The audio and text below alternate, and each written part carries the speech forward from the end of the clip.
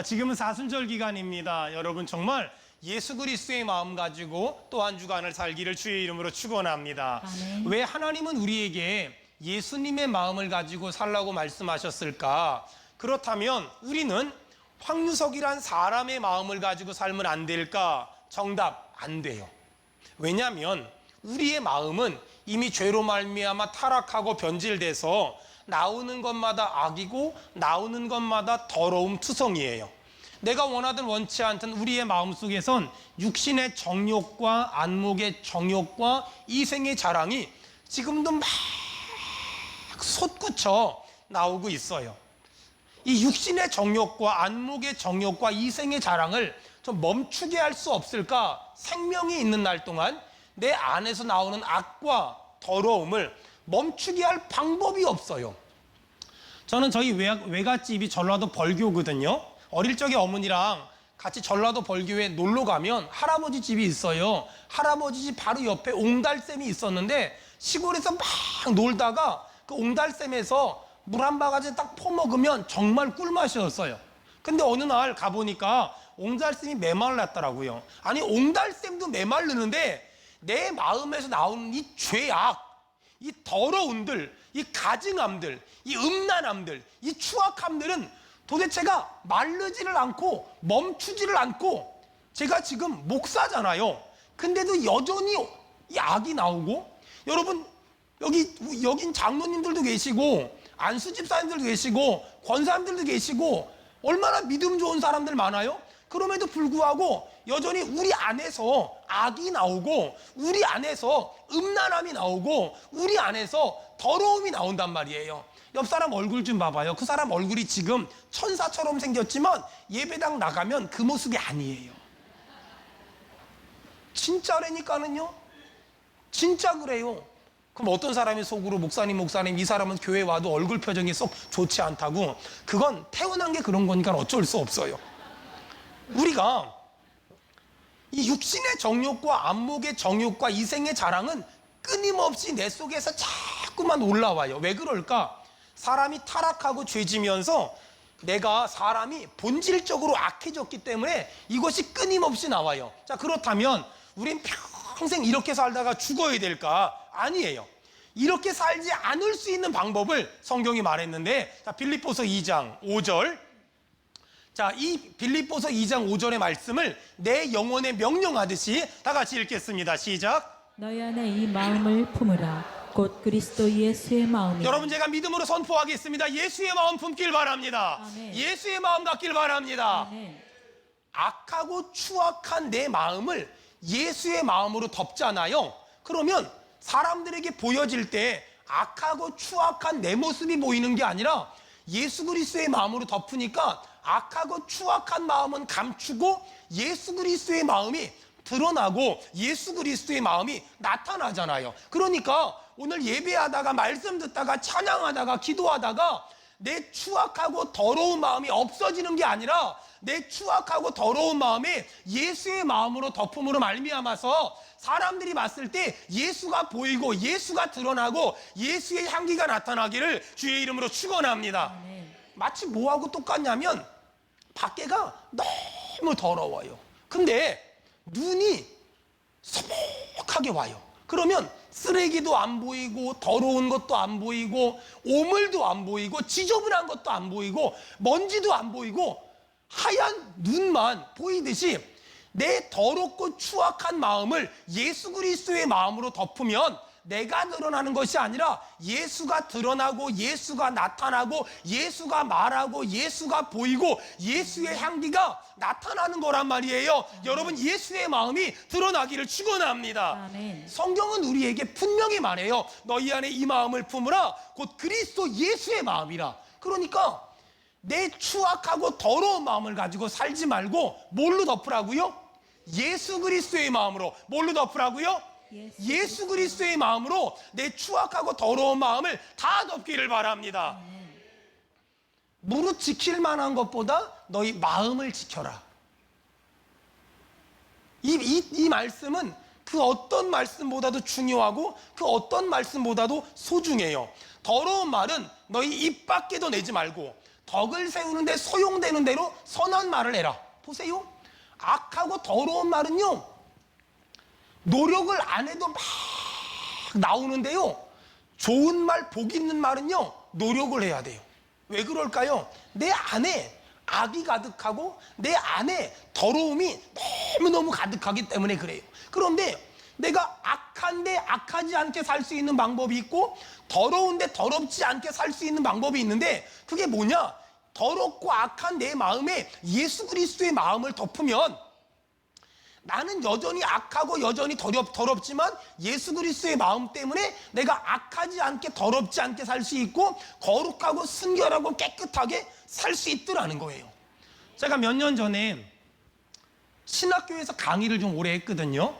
한 번은 강의를 갔는데 학생 한 명이 저한테 물어봐요. 목사님 도대체가 제가 생각하는 것마다 악하고 생각하는 것마다 더럽고 생각하는 것마다 추해서 못 살겠어요.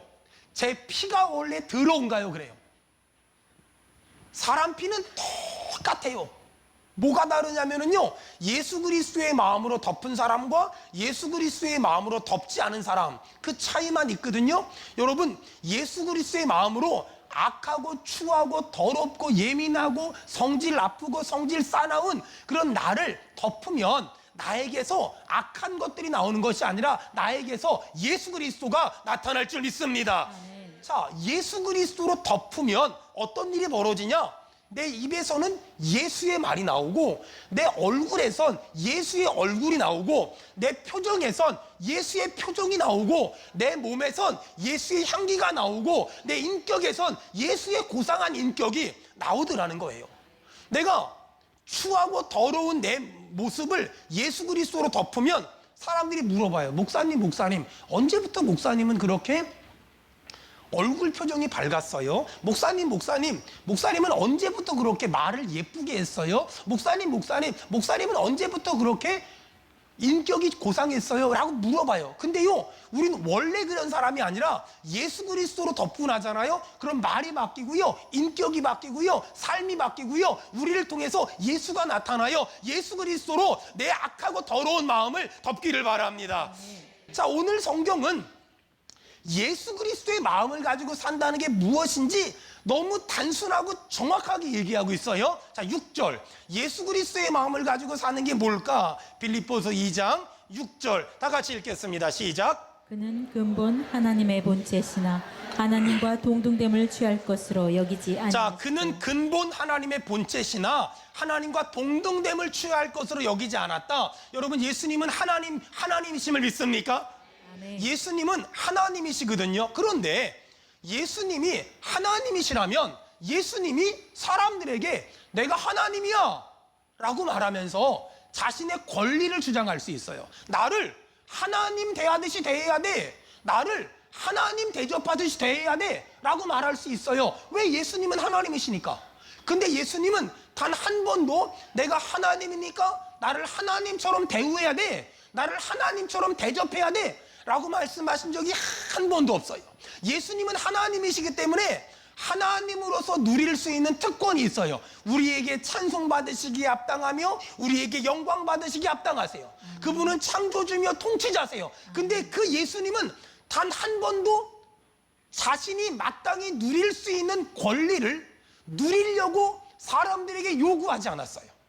여러분, 예수님은 하나님이지만 단 한 번도 자신이 당연히 누릴 수 있는 권리를 주장하지 않고 자신이 당연히 누릴 수 있는 모든 권리를 포기하셨어요.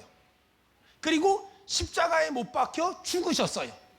신앙이란, 기독교 신앙이란, 잘 들으세요. 굉장히 어려운 말 할 거예요. 신앙이란 권리를 주장하는 것이 아니라 권리를 포기하는 것을 신앙이라고 말해요. 인정받을 권리가 있지만 인정받기를 포기하고, 대접받을 권리가 있지만 대접받을 권리를 포기하고, 주장할 권리가 있지만 주장할 권리를 포기하는 것, 그걸 신앙이라고 말해요.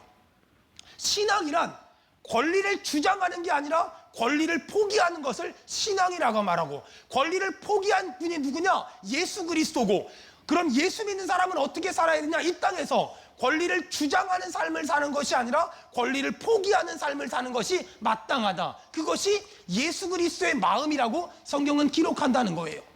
우리는 각자마다 나름 주장할 수 있는 권리가 있어요. 사장님으로서, 직원으로서, 대한민국 국민으로서, 남편으로서, 아내로서, 자녀로서, 목사로서, 성도로서 우리는 자기 나름의 권리를 주장할 수 있어요. 그런데 예수님은 하나님이셨기 때문에 마땅히 하나님으로서 나를 대우하라고 권리를 주장할 수 있었음에도 불구하고 그는 단 한 번도 자기 권리를 주장하지 않았어요. 적용해 봅시다. 내가 사장님이에요. 하지만 내가 예수 믿는 사람이라면 사장님으로서의 권리를 주장하는 것이 아니라 사장님으로서의 권리를 주장하는 것이 아니라 그 권리를 포기하는 거예요.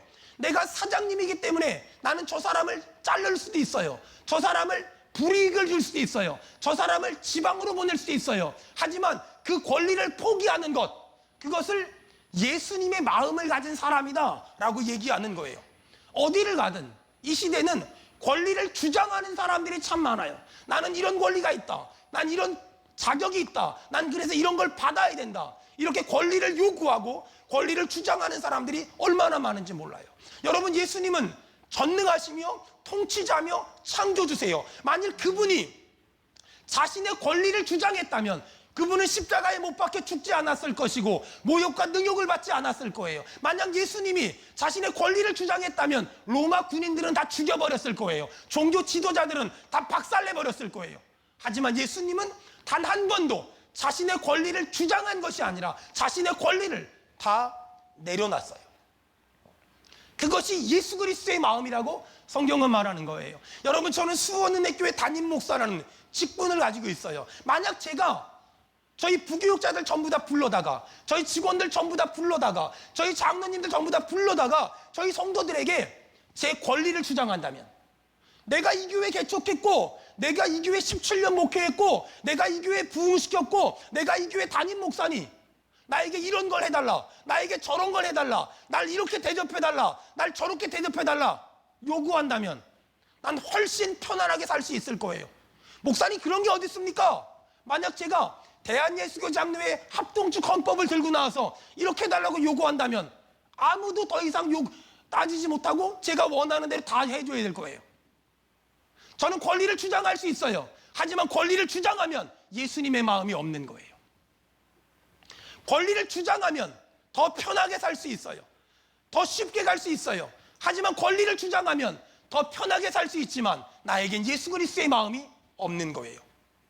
여러분, 이 시대는 권리를 주장하라고 가르쳐요. 권리를 요구하라고 가르쳐요. 내 권리를 왜 찾아먹지 못하냐고 사람들은 가르쳐요. 근데 성경은 정반대예요. 권리를 주장하지 말라고, 권리를 내려놓으라고, 권리를 포기하라고. 세상은 권리를 주장하는 게 똑똑하다고, 하나님은 권리를 내려놓는 게 지혜롭다고 말합니다. 여러분, 누구의 말을 들어야 될까요? 예수 그리스도의 마음을 갖는다는 건 권리를 주장하는 게 아니에요. 권리를 내려놔라. 권리를 십자가 앞에 다 내려놔라. 그러면 돌아가는 것 같고 천천히 가는 것 같지만 결국은 그 사람이 빨리 갈 것이며 결국은 그 사람이 행복할 것이다. 여러분, 이 말에 동의하면 아멘 합시다. 아멘. 그것을 믿음이라고 말해요. 예수 그리스도의 마음이란 권리를 주장하는 것이 아니라 권리를 포기하라. 그런 의미에서 저는 수원은혜교회 담임 목사로서 담임 목사의 권리를 주장하는 것이 아니라 담임 목사의 권리를 다 내려놓고 또 내려놓고 또 내려놓고 또 내려놓고 딱 하나, 십자가. 얼마나 내려놓을 수 있을까? 얼마나 많이 내려놓을 수 있을까? 얼마나 더 많이 내려놓을 수 있을까? 여러분, 그거 아세요? 영향력이라는 게 언제 생길까요? 영향력이라는 건 담임 목사의 직분이 있기 때문에 생기는 게 아니에요. 세상의 높은 자리에 있기 때문에 생기는 게 아니에요. 영향력이란 세상에서는 높은 사람이 신앙적으로는 더 낮아질 때. 언제 영향력이 생길까? 내가 더 낮아지고 더 낮아지고 더 낮아지고 더 낮아지면 그때 영향력이라는 게 생겨요. 내가 누군지 알아? 나 담임 목사야. 그런 사람에겐 영향력이 안 생겨요. 반대로 내가 담임 목사임에도 불구하고 더 섬기고 더 낮아지고 더 섬기고 더 낮아지면 내가 낮아지는 만큼 영향력이 생기고 내가 섬기는 만큼 영향력이 생기더라는 거예요. 여러분, 그걸 성경은 예수 그리스도의 마음이라고 말합니다. 여러분, 우리 교회가 예수의 마음 가지고 살기를 주의 이름으로 축원합니다. 주의 이름으로 축원합니다. 근데 우리 예수님은 그는 근본 하나님이 본체시나 하나님과 동등됨을 요구하지도 않았을 뿐만 아니라 그 다음에 7절 다 같이 읽겠습니다. 시작. 오히려 자기를 비워 종의 형체를 가지사 사람들과 같이 계속이요. 되셨고 사람의 모양으로 나타나사 자기를 낮추시고 죽기까지 복종하셨으니 곧 십자가에 죽으심이라. 자, 예수 그리스도의 마음이 뭘까? 첫 번째는 그는 하나님이지만 하나님으로 대우해달라고 요구하지 않았다. 권리를 포기했다. 두 번째는 예수 그리스도의 마음이란 그가 죽기까지 복종했다. 그는 자기를 비워 종의 형체를 가지사 사람들과 같이 내셨고 사람의 모양으로 나타나서 자기를 낮추사 죽기까지 복종하셨다. 곧 십자가에 죽으셨다. 여러분, 이 복종이라는 단어가 나오는데 복종은 아랫사람이 윗사람에게 하는 거잖아요. 그런 의미에서 본다면 예수님이 복종해야 됩니까? 우리가 복종해야 됩니까? 우리가 복종해야지요. 근데 오늘 성경은 예수님이 우리에게 복종했대요. 이걸 예수 그리스도의 마음이래요. 아랫사람이 윗사람에게 복종하는 것이 아니라 윗사람이 아랫사람에게 복종했대요. 그걸 예수 그리스도의 마음이래요. 여러분, 제가 적용해 볼까요? 내가 사장님이에요. 내 회사예요. 하지만 내 회사 내 마음대로 하겠다가 아니라 내가 사장님임에도 불구하고 엊그저께 입사한 신입사원과 같이 얘기하면서 그들의 말에 경청을 하고 그들이 직장에 잘 적응할 수 있도록 도와주는 것. 사장님이 신입사원과 같은 자리에서 신입사원의 마음을 들어주는 것. 그것을 예수 그리스도의 마음이라고 성경이 말해요. 자, 가정으로 말해볼까요? 남편이 가정의 결정권자라고 권리를 주장하는 것이 아니라 남편이 아내의 말을 잘 들어주고 아이들의 말을 잘 들어주는 것, 그것을 예수 그리스도의 마음을 가진 남편이라고 말해요. 자, 부모님으로 비유해 볼까요? 부모님이 내가 아빠잖아, 내가 엄마잖아 라고 자기 권리를 주장하는 게 아니라 아이들의 말을 잘 들어주는 것, 그걸 예수님의 마음을 가졌대요. 목사로 비유해 볼까요? 목사가 내 교회인데 내가 마음대로 하면 되지가 아니라 성도들의 말을 잘 들어주는 것, 그것을 예수 그리스도의 마음을 가졌다라고 말을 해요. 여러분, 이 예수 그리스도의 마음을 가지고 살아가면 어떤 일이 벌어지냐? 예수 그리스도의 마음을 가지고 살아가면 하나님이 선물을 주는데 안정된 삶, 그리고 평안한 삶이라는 선물을 주세요. 봐봐요. 남편이 예수 그리스도의 마음을 가지고 있어요. 예수 그리스도의 마음을 가진 사람들은 주변 사람들의 말을 잘 듣거든요. 남편이 예수 그리스도의 마음을 가지고 있으면 아내의 말을 잘 들어줘요. 또 아이들의 말을 잘 들어줘요. 그런 가정에 무슨 갈등이 있겠어요? 그런 가정에 무슨 싸움이 있고요. 그런 가정에 무슨 오해가 있고요. 그런 가정에 무슨 불신이 있겠어요? 여러분, 잘 기억하세요. 오늘 예수 그리스도의 마음을 가지라는 건 나를 사랑하는 사람들이 나를 사랑해서 해주는 말을 들을 줄 아는 귀가 열리고 마음이 생기는 거예요. 이 귀가 열리기를 주의 이름으로 축원합니다. 아멘. 보세요. 예수 그리스도의 마음을 가지고 살잖아요. 그러면 안정된 삶을 살아요. 왜? 예수 그리스도의 마음을 가지고 살면 목사님한테도 물어보고 아내한테도 물어보고 남편한테도 물어보고 주변의 믿음의 동역자들한테 물어보거든요. 그러면 내 도전적인 기질과 그리고 주변 사람들의 안정적인 기질이 서로 타협점을 찾으면서 굉장한 지혜로운 아이디어가 나오고 굉장히 노련한 아이디어가 나와요. 과거에 예수 그리스도의 마음이 없을 땐 내 생각이 정답이고 내가 곧 길이고 진리고 생명이야. 지가 무슨 예수야? 이런 사람들이 너무나 많아요. 내가 말하는 게 정답이고 내가 말하는 게 진리야. 아니에요. 여러분, 예수가 길이고 진리고 생명인 줄 믿습니다. 그런데 예수 그리스도의 마음이 없으니까 아내에게 물어보거나 주변 사람에게 물어볼 생각을 하지 않고 그냥 내가 옳다고 생각하고 내가 마음에 확실함이 있으면 그냥 밀어붙이는 거예요. 밀어붙이니까 떨어지죠.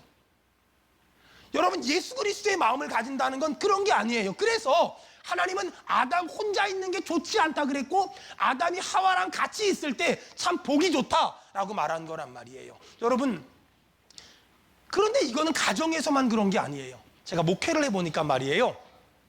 목회에도 똑같이 적용이 가능해요. 저는 목사임에도 불구하고 연약한 게 참 많아요. 근데 하나님이 저한테 좋은 믿음의 동역자들을, 여러분들처럼 좋은 믿음의 동역자들을 정말 많이 보내줬어요. 그래서 제 연약함을 우리 성도들이 얼마나 많이 보완해주고 보충해주는지 몰라요. 여러분, 가정에서는요, 남편이 예수 그리스도의 마음을 가지면 아내 말을 잘 듣거든요. 교회에서는요, 목사가 예수 그리스도의 마음을 가지면 장로님들의 말을 잘 듣고 성도들의 말을 잘 들어요. 그리고 귀담아 들었다가 그 중에서 좋은 것들을 이렇게 뽑아내가지고 내 목회에 반영하잖아요. 그러면 기가 막히게 열매가 있어요. 주변 교회들이 수원은혜교회는 어떻게 그렇게 참신한 사역들을 많이 하냐고. 제가 어디서 배워온 게 아니에요. 우리 성도들하고 얘기를 하다 보면 기가 막힌 아이디어가 얼마나 많은데요. 그러면 그 기가 막힌 아이디어를 제 목회 현장에 적용하잖아요. 그럼 신기한 게 단 한 번도 실패하지 않고 지금까지 전부 다 그 열매 맺는 사역들을 할 수 있었어요. 제가 그렇게 할 수 있었던 이유는 딱 한 가지예요. 제가 우리 성도들의 말을 귀담아 듣는 거예요. 제가 우리 성도들의 말을 귀담아 듣는 거예요. 여러분, 예수 그리스도의 마음이 없잖아요? 그럼 어떻게 되는 줄 아세요? 성도들이 무슨 말을 하면 집사가, 평신도가 이렇게 되는 거예요. 예수 그리스도의 마음이 없으면 여자가 이렇게 되는 거예요. 근데 예수 그리스도의 마음이 있는 남편은 아내의 말을 경청을 해요. 예수 그리스도의 마음이 있는 목사는 성도들의 말을 경청을 해요. 그러니 어떻게 되는 줄 아세요? 안정적이고요, 평안한 교회가 되고요, 안정제국이고요, 평안한 가정이 되는 거예요. 여러분의 가정에 안정됨의 은혜가 있길 바라며 수원은혜교회가 평안하길 주의 이름으로 축원합니다. 아멘. 그러니까 저희 교회가 목사가 성도들의 말에 경청을 하고 목사가 성도들의 말에 귀를 기울이니까 싸울 일도 없고 갈등할 일도 없고 다툴 일도 없어요. 가정도 마찬가지예요. 남편이 아내의 말에 경청하고 아내의 말을 잘 듣잖아요. 그럼 갈등할 일이 별로 없고요, 싸울 일이 없고요, 막 극단적으로 이상한 일들이 별로 없어요. 사랑하는 여러분, 때로는 목회를 하다 보면 저랑 우리 성도들하고 생각이 좀 다를 때 있어요. 그럼 어떻게 하는 줄 알아요? 우리 성도들이 하는 말 중에 성경적으로 틀린 것만 아니라면 전 다 성도들이 원하는 대로 해요.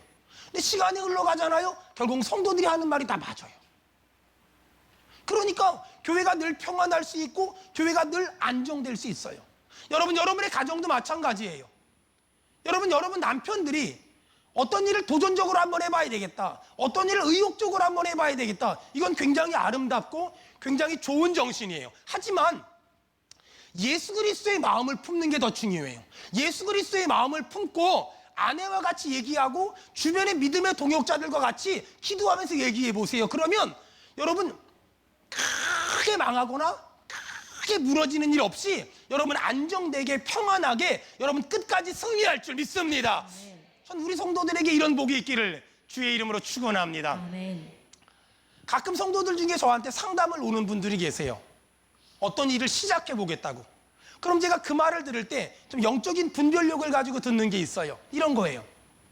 저 사람이 마음의 결정을 하고 나에게 말하러 왔을까? 아니면 저 사람이 내 말을 듣고 결정하려고 하나? 만일 마음에 이미 결정을 하고 나에게 왔으면 더 이상 아무 말도 안 해줘요. 왜냐하면 이미 마음에 결정을 했잖아요. 내가 말해봤자 소용없잖아. 근데 저 사람이 내 말을 듣고 결정하려고 왔으면 저는 최선을 다해 들어주고 최선을 다해 얘기해주고 그리고 그 사람에 의해서 금식하며 철야하며 저는 기도해줘요. 여러분, 이건 굉장히 중요한 거예요. 예수 그리스도의 마음을 가진 사람은 나를 사랑하는 사람들이 해주는 말에 귀를 기울여요. 그런데 예수 그리스도의 마음이 없는 사람들은 나를 사랑하는 사람들이 해주는 말을 무시해버려요. 내가 제일 옳고 내가 제일 맞고 나는 틀림이 없고 나는 절대 망하지 않고 나는 절대 실수하지 않고 내가 하는 일은 반드시 잘 될 거야 라고 예수 그리스도의 마음이 없는 사람들은 어디서 이상한 자신감을 가지고서 우겨대요. 영적으로 속는 거예요. 진짜 예수 그리스도의 마음을 가진 사람은 가정에선 아내의 말을 듣고 또 남편의 말을 듣고 부모님의 말을 듣고 자녀들의 말을 듣고 목사님의 말을 듣고 성도의 말을 듣는 거예요. 여러분 귀가 열리길 바라고 여러분 주변 사람들을 통해서 하나님의 목소리를 듣고 살길 축원합니다. 그걸 믿음이라고 말해요. 이렇게 살면 어떻게 될까요? 가정이 평안하겠지요. 이렇게 살면 어떻게 될까요? 교회가 평안하겠지요. 여러분 가정이 안정되잖아요. 그럼 그 사람은 나가서 일 잘해요. 여러분 교회가 평안하잖아요. 그럼 그 교회는 부흥될 수밖에 없어요. 여러분 수원은혜교회가 왜 날마다 이렇게 부흥되는 줄 아세요? 지난 17년 동안 단 한 번도 목사는 성도 말에 귀를 기울였고 성도들은 목사 말에 귀를 기울였기 때문에 한 번도 갈등한 적이 없고 한 번도 싸운 적이 없기 때문에 평안하잖아요. 평안하니까 사람들이 자꾸만 여기저기서 오는 거예요. 평안하니까. 솔직히 우리가 무슨 전도를 잘합니까? 우리가 뭘 잘합니까? 근데 우리 교회가 왜 사람들이 여기저기서 몰려들까? 교회가 평안하니까. 교회가 싸우질 않으니까. 교회가 큰 소리가 없으니까. 뭐 재직회의 할 때 싸웁니까? 공동의회 할 때 싸웁니까? 당회를 할 때 싸웁니까? 안 싸우거든요. 제가 당회 같은 거 할 때도 장로님들한테 뭐 이런 일이 있대요. 그럼 어떤 장로님이 목사님 이건 이렇게 이거느래요. 그래서 그건 아닌 것 같아요. 그럼 제가 딱 한마디예요. 네, 끝나요 저희. 두 번이 말이 없어요. 그러니까 5분 10분이 안 걸려요. 뭐가 그렇게 힘들고 뭐가 그렇게 어려워요? 예수 그리스도의 마음을 가진 사람은 내 주장을 피우거나 내 고집을 피우는 게 아니라 주변에서 나를 사랑하는 사람들이 해주는 말에 귀를 기울이고 귀를 열고 그들의 말에 경청하는 거예요. 여러분의 가정에 안정됨의 은혜가 회복되길 바라며 교회가 다시 한번 평안하길 축원합니다. 아멘. 그걸 믿음이라고. 근데 사람들은 이런 사람을 바보 같대요. 아니 내가 사장이면 내 맘대로 해야지. 내가 남편이면 내 맘대로 해야지. 내가 목사면 내 맘대로 해야지. 그런 게 어딨냐고. 여러분 내 맘대로 하는 게 중요한 게 아니라 하나님의 뜻대로 사는 게 제일 중요한 거거든요. 아멘. 내 맘대로 하려고 하지 말고요. 주님 뜻대로. 우리가 왜 이렇게 살아야 될까요? 예수님의 마음을 우리에게 가르쳐줬는데 그 첫 번째가 하나님과 동등된 분이지만 하나님처럼 나를 대우해달라고 요구하지 않았고, 두 번째, 예수님은 자기를 비워 종의 형체를 가지서 사람들과 같이 되셨고 죽기까지 복종하셨대요. 여러분 예수 그리스도의 마음이 회복되기를, 예수 그리스도를 닮아가는 삶이 회복되기를 주의 이름으로 축원합니다. 아멘. 자, 이렇게 예수님이 살았잖아요. 이런 예수님에게, 예수 그리스도의 마음을 가지고 산 예수님에게 하나님이 어떤 은혜를 주시나 성경 보세요. 자, 9절입니다. 9절, 10절, 11절 다 같이 읽습니다. 시작. 이러므로 하나님이 그를 지극히 높여 모든 이름 위에 뛰어난 이름을 주사 하늘에 있는 자들과 땅에 있는 자들과 땅 위에 있는 자들로 모든 무릎을 예수 이름에 꿇게 하시고 모든 입으로 예수 그리스도를 주라 시인하여 하나님 아버지께 영광을 돌리게 하셨느니라. 아멘. 이러므로 하나님이 그를 지극히 높여 모든 이름 위에 뛰어난 이름을 주사. 보세요. 여러분 예수님이 하나님이심에도 불구하고 하나님처럼 대우받는 걸 거절하셨어요. 권리를 주장한 게 아니라 권리를 포기했어요. 가끔 교회에서 이런 사람들이 있어요. 내가 모르는데 어떻게 그런 일이 진행될 수 있어요? 내가 몰라도 주님만 아시면 돼요. 저희 교회는요, 제가 모르고도 진행되는 게 많아요. 권리를 주장하는 게 아니라 권리를 자꾸만 내려놓는 것. 여러분 알다시피 저는 선교사 생활을 오래 했잖아요. 선교사는 뭐 하는 건 줄 알아요? 한국에서 여기서 갖다 의도다가 선교지 갖다 주고 저기서 갖다 의도다가 선교지 갖다 주고 또 저기서 갖다 의도다 선교지 두고 저기서 갖다 의도다 선교지 주고, 그래서 예배당 지어놓고 학교 지어놓고 병원 지어놓고 옷 갖다 입혀놓고 애들 공부시키고 또 목회자들 키우고 배출하고 다 해놓고요, 마지막에 뭐 하는 건 줄 알아요? 다 내려놓고 우리나라로 돌아오는 것. 그게 선교사예요. 만약에 그걸 내려놓을 수 없다면, 야 살다 보니까 10년 20년 30년 살다 보니까 여기 너무 내가 많은 걸 해놓은 거야. 이걸 내려놓고 본국으로 돌아올 수 없다면, 본국으로 돌아와봤자 선교사님들은요 영세민이에요. 왜냐하면 거기서 수십 년 살다 왔기 때문에 한국엔 집 한 칸 없거든요. 그러니까 고작 해봤자 임대 아파트 살아야 되고요. 고작 해봤자 노후 대책도 아무것도 없어요. 근데 그게 두려우면 선교사를 못해요. 거기서 학교도 줘놓고 집도 줘놓고 선교센터도 줘놓고 제자들도 만들어 놓고 다 해놨는데 어느 날 선교사님이 와야 돼요. 왜 와야 되는 줄 알아요? 선교사님이 거기 계속 있잖아요. 그럼 이 사람들이 선교사님 의지하고 아무것도 안 해요. 다 내려놓고 와야 돼요. 다 포기하고 와야 돼요.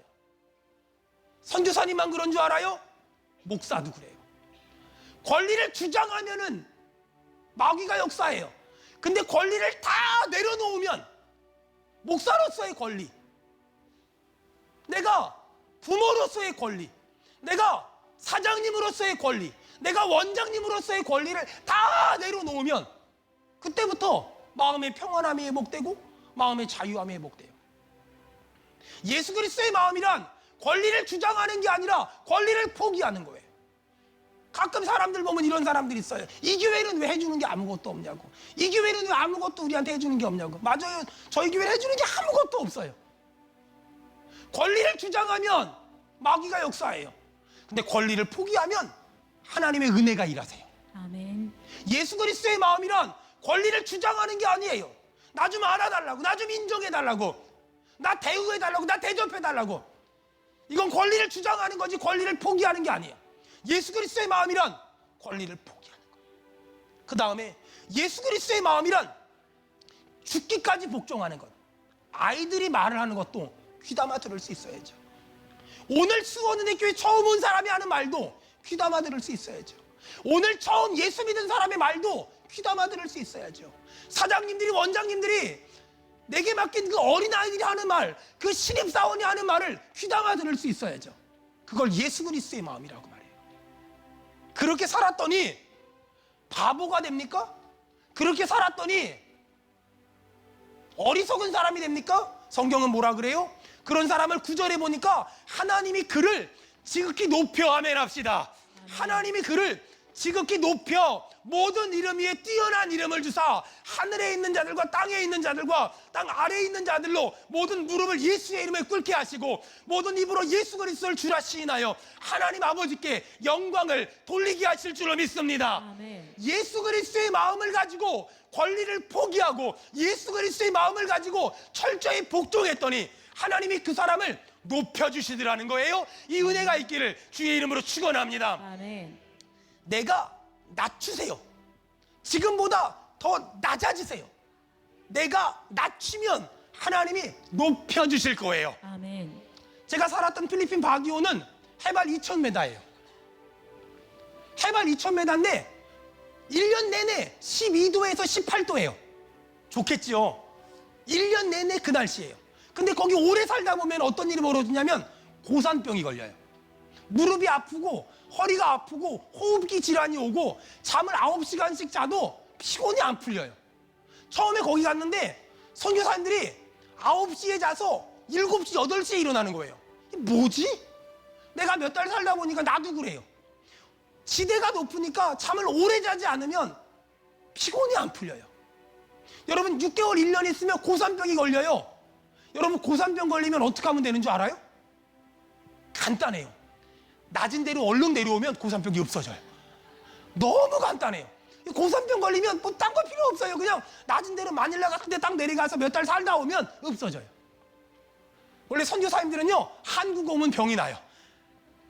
한국에 와가지고 김치만 먹으면 병이 다 나요. 고산병은요 낮은 데로 내려가면 병이 난다니까는요. 여러분 근데 그거 아세요? 우리도 어느 순간에 고산병에 걸려 있다는 거. 내가 누군 줄 알아? 내가 담임 목사야, 담임 목사. 내가 누군 줄 알아? 내가 사장이야, 사장. 내가 누군 줄 알아? 내가 이 교회 뭐야? 여러분 그런 내가 예수님이 하나님인데 하나님으로 대접받는 걸 거절했고 예수님이 하나님인데 죽기까지 복종하니까 하나님이 높여주잖아요. 여러분 내가 높아지려고 하면 하나님은 그 오락기 있죠, 두더지 오락기. 올라오면 탁 때리고 올라오면 탁 때리고 올라오면 탁 때리고 더 제일 기분 나쁠 때는 올라왔을 때 딱 때렸는데 비껴 맞았을 때가 제일 기분 나빠요. 내가 올라가면 하나님이 눌러요. 근데요, 내가 낮아지면 하나님이 높여주실 줄로 믿습니다. 아멘. 여러분, 하나님이 높여주시는 은혜가 임하기를 주의 이름으로 축원합니다. 아멘. 사랑하는 여러분, 예수님의 마음, 한마디로 말하면 예수 믿는 사람은 첫째도 겸손, 둘째도 겸손, 아멘. 셋째도 겸손, 아멘. 처음에도 겸손, 끝까지 겸손. 아멘. 나를 낮추세요. 예수님이 하나님이지만 하나님처럼 대우해달라고 요구하지 않았어요. 예수님은 죽기까지 복종했어요. 그랬더니 하나님이 높여줬어요. 사랑하는 성도 여러분, 저는 요 근래 들어서 제 마음에 깊은 울림이 있는 영화가 있어요. 증인이란 영화. 저는 얼마 전에도 한번 말씀드렸지만 계속 생각이 나요. 거기 자폐 아이가 거기 변호사에게 이렇게 물어봐요. 당신은 좋은 사람입니까? 당신은 좋은 사람입니까? 근데 그 영화가 끝날 때 그 자폐 아이가 그 변호사에게 이렇게 말해요. 당신은 좋은 사람입니다. 당신은 좋은 사람입니다.